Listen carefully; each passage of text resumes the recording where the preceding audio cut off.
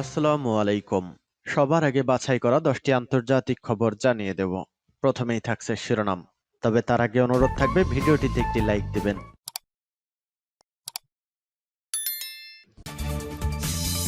পুরোদমে ইসরায়েল ফিলিস্তিন যুদ্ধ চলছে, জানিয়ে দেব আমাদের হাতে থাকা সর্বশেষ গুরুত্বপূর্ণ আপডেট। আন্তর্জাতিক সংবাদ, বাগদাদের গ্রিন জোনে মার্কিন মিশনে রকেট হামলা। এরপর জানিয়ে দেব হামাসের হামলায় গাজায় ইসরায়েলি সেনা হতাহত। আরো জানিয়ে দেব হিজবুল্লাহর উদ্দেশ্যে যা বললেন নেতানিয়াহু। এদিকে হামাসের হাতে আটক সেনাদের মুক্ত করতে গিয়ে ইসরায়েলি সেনা হতাহত, অভিযানে ব্যর্থতার স্বীকারোক্তি দিয়েছে ইসরায়েল। সর্বশেষ জানিয়ে দেব ইসরায়েলের ধ্বংস, ফিলিস্তিনের মুক্তি চাই ইহুদিরাও। শুনছিলেন সংবাদ শিরোনাম, এখন বিস্তারিত। তবে তার আগে অনুরোধ থাকবে ভিডিওটিতে একটি লাইক এবং কমেন্টস করে জানিয়ে দিন আজকের এই ভিডিও সম্পর্কে আপনার মূল্যবান মতামত। আর অবশ্যই এই ভিডিওটি আপনার ফেসবুকে শেয়ার দিয়ে ছড়িয়ে দিন, আর জানিয়ে দিন আপনি কোন জেলা থেকে বা কোথা থেকে আমাদের সংবাদ শুনছেন এবং দেখছেন। বাগদাদের গ্রিন জোনে মার্কিন মিশনে রকেট হামলা। বাগদাদের গ্রিন জোনে মার্কিন মিশনে রকেট হামলা হয়েছে। খবর অনুসারে শুক্রবার বাগদাদের গ্রিন জোনে কূটনৈতিক মিশনে রকেট হামলা হয়েছে। ঘটনার পর ইরাকের রাজধানী বাগদাদে অবস্থিত মার্কিন দূতাবাস তাদের কর্মীদের সুরক্ষার জন্য ইরাক সরকারের প্রতি আহ্বান জানিয়েছে। মার্কিন দূতাবাস এক বিবৃতিতে বলেছে, আমরা আবারও ইরাক সরকারের প্রতি আহ্বান জানাচ্ছি। দূতাবাসের এক মুখপাত্র বিবৃতিতে বলেন, কূটনৈতিক ও জোটের অংশীদার কর্মী ও স্থাপনা রক্ষার মিশনে দুটি রকেট নিক্ষেপ করা হয়েছে। হামাসের বিরুদ্ধে ইসরায়েলের যুদ্ধের বিরোধিতাকারী ইরান সমর্থিত মিলিশিয়া গত 2 মাস ধরে ইরাক ও সিরিয়ায় মার্কিন বাহিনীকে বারবার লক্ষ্যবস্তুতে পরিণত করেছে।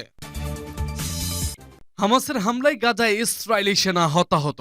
ইসরায়েলি গণমাধ্যমের খবরই বলছে, প্রতিদিন হামাসের হামলায় গাজা উপত্যকায় কয়েকজন ইসরায়েলি সেনা প্রাণ হারাচ্ছে। ইসরায়েলি সরকারি হিসেব মতেই হামাসের 7 অক্টোবরের হামলার পর থেকে এ পর্যন্ত প্রায় 450 ইসরায়েলি সেনা প্রাণ হারিয়েছে। হামাসের দাবি অনুযায়ী এই সংখ্যা আরো অনেক বেশি। এবার ইসরায়েলের শীর্ষ 2 সেনা কর্মকর্তা গাজায় হামাসের আক্রমণে প্রাণ হারিয়েছেন। ফার্স্ট সার্জেন্ট কোবি ডাভিস ওই একই পদের ইয়াল বেরকোভিস নামের 2 ইসরায়েলি কর্মকর্তাকে ঘায়েল করেছে হামাস। হামাসের আল কাসাম ব্রিগেড জানিয়েছে, তারা ইসরায়েলি সেনাদের জিম্মি মুক্তির চেষ্টাকেও রুখে দিয়েছে। ইসরায়েলি বিশেষ বাহিনীর অভিযান আটকে দেওয়া হামাসের দাবি, এ সময় বেশ কয়েকজন ইসরায়েলি সেনা নিহত হয়েছে। সেই সাথে তাদের হাতে জিম্মি থাকা এক ইসরায়েলি জিম্মিও নিহত হয়েছে। ইসরায়েলি সেনাবাহিনী গাজায় হামাসের হাতে জিম্মি থাকা সেনাদের মুক্ত করার চেষ্টা চালিয়ে যাচ্ছে। হিসাব মতে এখনো হামাসের হাতে 138 ইসরায়েলি নাগরিক জিম্মি রয়েছে। হামাসের দাবি, এরা সবাই বিভিন্ন বাহিনীর সদস্য। যুদ্ধবিরতির সময় হামাস ইসরায়েলি বেসামরিক নাগরিকদের মুক্তি দিলেও কোনো সেনা সদস্যকে মুক্তি দেয়নি। হামাসের এই হামলায় নাস্তানাবুদ হবার বিষয়ে ইসরায়েলি সেনারা কোনো বিবৃতি দেয়নি। এক বিবৃতিতে টেলিগ্রামে হামাসের কাসাম ব্রিগেড জানিয়েছে, তাদের যোদ্ধারা দেখতে পায় চোরা পথে ইসরায়েলি সেনারা জিম্মিদের উদ্ধার করার চেষ্টা করছে, আর সে সময় ইসরায়েলি সেনাদের উপর হামলে পড়ে হামাস যোদ্ধারা। হামাসের হামলায় বেশ কয়েকজন ইসরায়েলি সেনা নিহত হয়, আহত হয়েছে আরো অনেকেই। তবে কোথায় কোন সময় এই হামলা চালানো হয়েছে সে বিষয়ে বিস্তারিত কোনো তথ্য জানায়নি হামাস। কাসাম ব্রিগেড আরো জানিয়েছে, এ সময় শার বারুজ নামে জিম্মি দশায় থাকা এক 25 বছর বয়সী ইসরায়েলি সেনা নিহত হয়েছে। 7 অক্টোবর হামলার সময় বারুজকে জিম্মি করে গাজায় নিয়ে এসেছিল হামাস যোদ্ধারা। হিজবুল্লাহর উদ্দেশ্যে যা বললেন নেতানিয়াহু। ইসরায়েলের প্রধানমন্ত্রী বেনিয়ামিন নেতানিয়াহু বলেছেন, হামাসের সঙ্গে ইসরায়েলের যুদ্ধে হিজবুল্লাহ দ্বিতীয় ফ্রন্ট খুললে বৈরুত ও দক্ষিণ লেবাননে ধ্বংসযজ্ঞ চালানো হবে। নেতানিয়াহু বলেন, হিজবুল্লাহ যদি সর্বাত্মক যুদ্ধ শুরু করার সিদ্ধান্ত নেয়, তাহলে তারা নিজের হাত দিয়ে বৈরুত ও দক্ষিণ লেবাননকে গাজা ও খান ইউনুসে পরিণত করবে। ইসরায়েল হামাস সংঘাত নিয়ন্ত্রণে অগ্রাধিকার দেওয়া প্রেসিডেন্ট জো বাইডেন নেতানিয়াহু ও জর্ডানের বাদশাহ দ্বিতীয় আব্দুল্লাহর সঙ্গে গাজার সর্বশেষ অগ্রগতি নিয়ে কথা বলেছেন। গত 7 অক্টোবর ফিলিস্তিনের স্বাধীনতাকামী সংগঠন হামাস ইসরায়েলে হামলা চালানোর পর থেকে কয়েক সপ্তাহ ধরে লেবানন সীমান্তে হিজবুল্লাহর সঙ্গে ব্যাপক গুলি বিনিময় হয়েছে ইসরায়েলি সেনাদের। হিজবুল্লাহ বলছে, গাজায় ইসরায়েলি নৃশংসতা চলমান থাকলে তারা যে কোনো পরিস্থিতির জন্য প্রস্তুত। হামাসের হাতে আটক সেনাদের মুক্ত করতে গিয়ে ইসরায়েলি সেনা হতাহত, অভিযানের ব্যর্থতার স্বীকারোক্তি দিয়েছে ইসরায়েল। অবরুদ্ধ গাজা উপত্যকায় ফিলিস্তিনি যোদ্ধাদের হাতে আটক একজন ইসরায়েলি সেনাকে মুক্ত করার ব্যর্থ অভিযান চালাতে গিয়ে কয়েকজন ইহুদিবাদী সেনা হতাহত হয়েছে। এ সময় দখলদার বাহিনীর বোমা বর্ষণে আটক ইসরায়েলি সেনাও নিহত হয়েছে। হামাসের সামরিক বাহিনী ইজ্জাজউদ্দিন কালসাম ব্রিগেড এক বিবৃতিতে জানিয়েছে, গতকাল সকালে তাদের হাতে আটক একজন ইসরায়েলি সেনার সন্ধান পায় ইহুদিবাদী সেনারা। ইসরায়েলি সেনাদের একটি কমান্ডো দল তাদের আটক সহকর্মীকে তুলে নেওয়ার চেষ্টা চালায়। হামাস যোদ্ধারা এ সময় পাল্টা হামলা চালালে কয়েকজন শত্রু সেনা হতাহত হয়। তারা আটক বন্দীকে উদ্ধার করার চেষ্টা বাদ দিয়ে পালাতে উদ্যত হয়। বিবৃতিতে বলা হয়, এ সময় যথারীতি ইসরায়েলি যুদ্ধ বিমান হস্তক্ষেপ করে এবং ইহুদিবাদী সেনাদের পালাতে সাহায্য করার জন্য আকাশ থেকে ব্যাপকভাবে বোমা বর্ষণ করে। এই সংঘর্ষ ও গোলাগুলিতে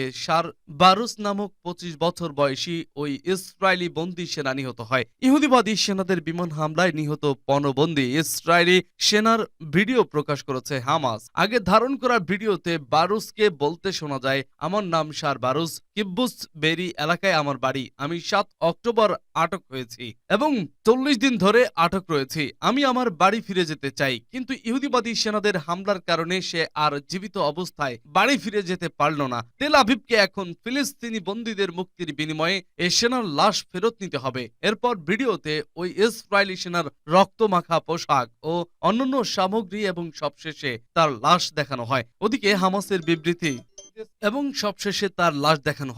হামাসের বিবৃতি প্রকাশের পর ইহুদিবাদী ইসরায়েলি সেনারা এ ঘটনার সত্যতা স্বীকার করেছে। তারা বলেছে, হামাসের হাতে আটক পণবন্দী সেনাদের উদ্ধার করতে গিয়ে ব্যর্থ হয়েছে ইসরায়েলি সেনারা। এ ঘটনায় তারা তাদের 2 সেনার গুরুতর আহত হওয়ার কথা স্বীকার করেছে। ইহুদিবাদী বাহিনী দাবি করেছে, এ হামলায় পণবন্দীদের আটক করে রাখা কয়েকজন হামাস যোদ্ধা নিহত হয়েছে। ইসরায়েলি বাহিনীর মুখপাত্র রিয়ার অ্যাডমিরাল ড্যানিয়েল হাগারি বলেছেন, শেষ পর্যন্ত পণবন্দী সেনাদের মুক্ত করতে ব্যর্থ হয়েছে আমাদের সেনারা। হামাসের পক্ষ থেকে প্রকাশ করা ভিডিওর বর্ণনায় এসেছে, ইসরায়েলি সেনারা অ্যাম্বুলেন্সে করে মানবিক তৎপরতা চালানোর ভান করে ইসরায়েলি পণবন্দীকে মুক্ত করতে এসেছিল। সূত্র পার্টস টুডে। ইসরায়েলের ধ্বংস, ফিলিস্তিনের মুক্তি চাই ইহুদিরাও। দখলদার ইসরায়েল রাষ্ট্রকে ইহুদিবাদী রাষ্ট্র হিসেবেই সবাই জানে, কিন্তু ইসরায়েলের মূল ভিত্তি জোডাইজম বা ইহুদি ধর্মমত নয়। ইসরায়েলের ভিত্তি হচ্ছে জায়নিজম বা জায়নবাদ।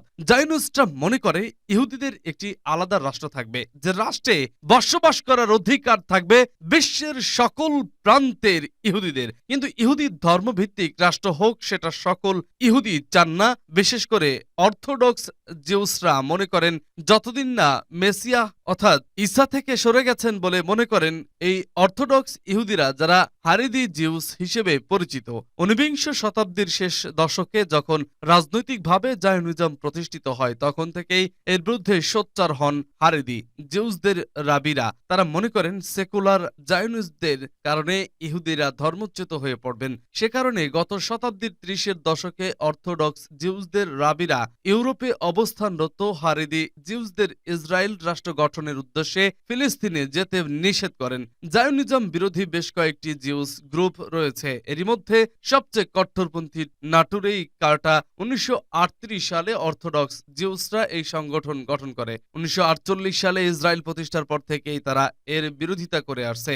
1880 সালের দিক থেকে যখন ধীরে ধীরে ফিলিস্তিন অভিমুখে জায়নিস্ট ইহুদিদের যাত্রা শুরু হয়, তখন আরবদের মতো হারেদিদের কাছেও বিষয়টি সন্দেহজনক মনে হয়েছিল। পরবর্তীতে তারা আগুদাত ইসরায়েল নামে অন্য আরেকটি অর্থোডক্স জিউস গ্রুপের সহায়তা নিয়ে জায়নিজম প্রতিষ্ঠার বিরুদ্ধে আন্দোলন শুরু করেন। কেননা তারা বুঝতে পেরেছিলেন জেরুজালেমের ইহুদিদের উপর খুব শীঘ্রই আধিপত্য বিস্তার করবে জায়নিস্টরা। যে জায়নিস্টরা ইহুদি জাতীয়তাবাদে বিশ্বাসী, অথচ ইহুদি ধর্মমতে জাতীয়তাবাদের কোনো সুযোগ নেই। নাটুরেই কার্টার সদস্যরা মনে করেন জায়নিস্টরা ইহুদি ধর্মমতকে বিকৃত করেছেন। এর পরিবর্তে তারা সেকুলারিজমকে গ্রহণ করেছেন। তারা বিশ্বাস করেন ইহুদি শুধুমাত্র সৃষ্টিকর্তাকে সন্তুষ্ট করবে এবং ধর্মীয় বিধিবিধানগুলো সঠিকভাবে মেনে চলবে। কিন্তু জায়নিস্টরা ধর্মীয় বিধিবিধানের তোয়াক্কা না করে জাতীয়তাবাদকে গুরুত্ব দিচ্ছে। তারা মরক্কো, ইরান, আলজেরি, ইয়েমেন সহ বিশ্বের নানা প্রান্ত থেকে ইহুদিদের